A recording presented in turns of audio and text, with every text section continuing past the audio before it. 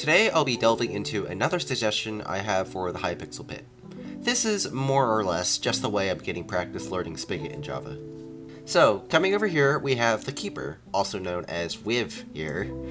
Clicking him opens up an upgraded version of the Keeper GUI. As you can see, I have added a lot of stuff here.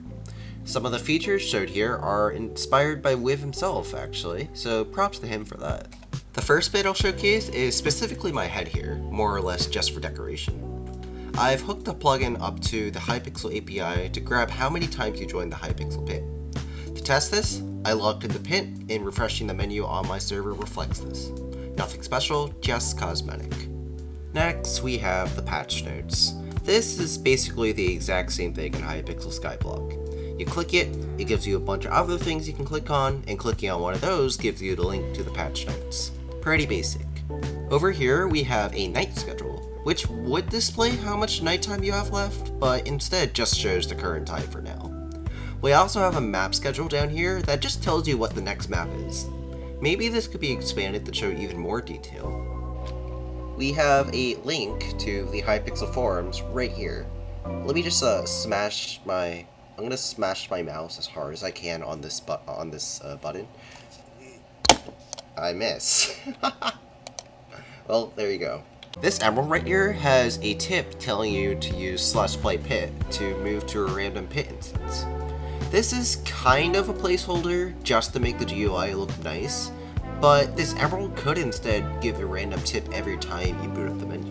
Here we have a nice way to attempt picking up your stash. Even though I'm sure that some people don't want to pick up their stash, and you know who you are. Shame on you. Pit tutorial is put here as well, just in case you want to review the tutorial again. Thanks SamH.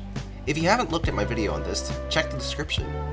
This sign over here allows you to warp to a specific instance by inputting a server number. This might be useful for joining friends without the hassle of partying and warping. I feel like this could be abused in some way, but I put it here as an idea. Remember, these are raw ideas. Okay, now the settings button.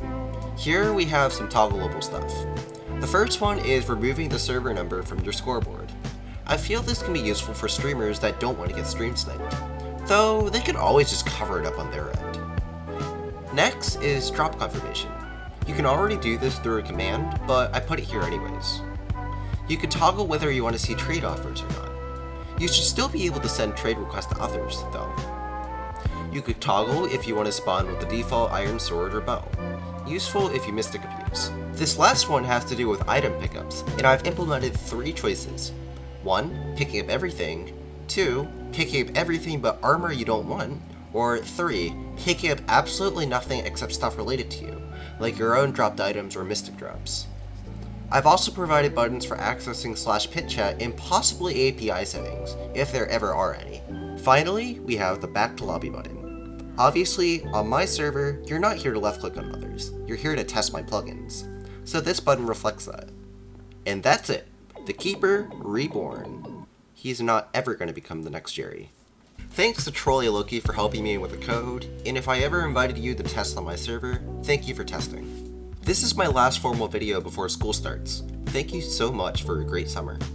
I've doubled my sub count since last year, and I'm very glad that so many of you enjoy my content.